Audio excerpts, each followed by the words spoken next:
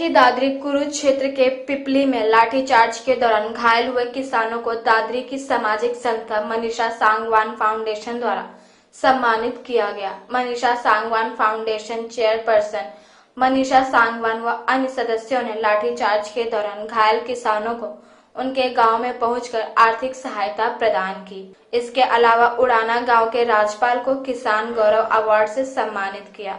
इसके अलावा किसान गोपाल शर्मा, सतीश कुमार, नरेंद्र सिंह, रामपाल चहल को फाउंडेशन की तरफ से 11,000 रुपए की आर्थिक सहायता व पगड़ी भेंट की। घायल किसानों से जब मनीषा सांगवान फाउंडेशन चेयरपर्सन मनीषा सांगवान ने बात की तो उन्होंने बताया कि वे सभी पिपली में आयोजित रैली के दौरान 3 अध्यादेशों के विरोध में एकत्रित हुए थे, जहां सरकार के इशारे पर पुलिस ने उन पर लाठीचार्ज कर दिया।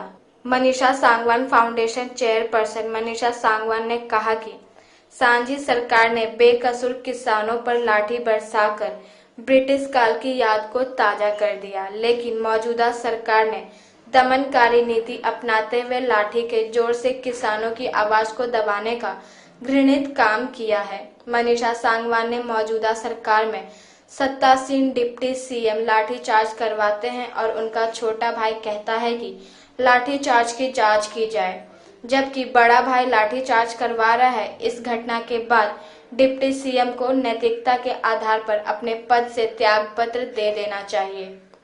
उन्होंने कहा कि लोकतंत्र में सभी को अपनी बात रखने का हक है, लेकिन सरकार द्वारा तानाशाह रवैया अपनाना किसी भी सूरत में जायज नहीं है। इस अवसर पर हवा सिंह बिगोवा, कर्ण सिंह मास्टर, जोगेंद्र, अमित दलाल, गोविंद फोगाट, समुंदर सिंह जाखड़, सुमन यादव सहित अन्य उपस्थित रहे।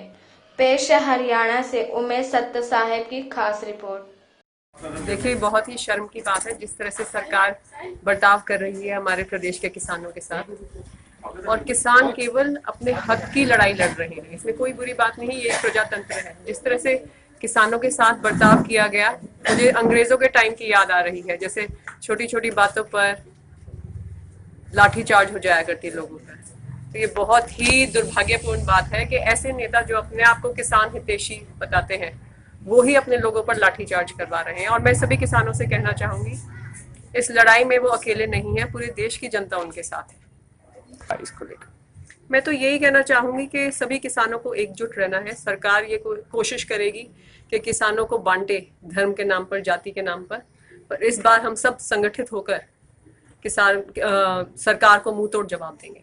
देखिए, प्रत्यक्ष को प्रमाण की क्या जरूरत, सभी को पता है कि लाठीचार्ज वहां हुआ था। तो मैं तो ये कहूंगी कि वो इस तरह के झूठे बयान ना दें, अपने पद की गरिमा को बनाए रखें।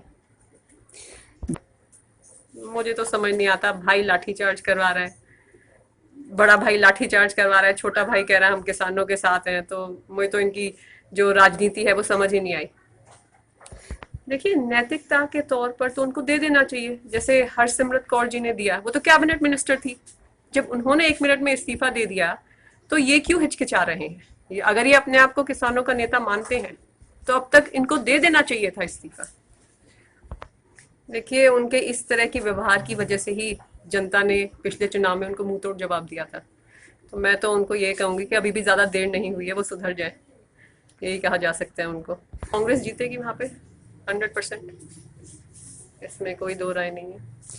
भी तो झूठे वादे करती आई है, आप सभी को पता है उसकी क्या इमेज, क्या छवि बन चुकी है बीजेपी। कोई उनकी बातों पर अब विश्वास नहीं करता। देखिए, बिल्कुल जायज मांग है। चरखी दादरी इकलौता ऐसा हल्का है जहाँ पे लड़कियों के लिए कोई कॉलेज नहीं है। छोटे छोटे कस्बे, छोटे छोटे तहसील हैं जहाँ पे 2-2 लड़कियों के लिए सरकारी कॉलेज है, और चरखी दादरी को जिला बने हुए काफी लंबे समय हो गया, फिर भी यहाँ पे कोई सरकारी कॉलेज नहीं है। तो बिल्कुल जायज मांग है, और मैं तो सरकार से यही कहूंगी कि जल्द से जल्द यहाँ पे सरकारी कॉलेज खुलवाएं।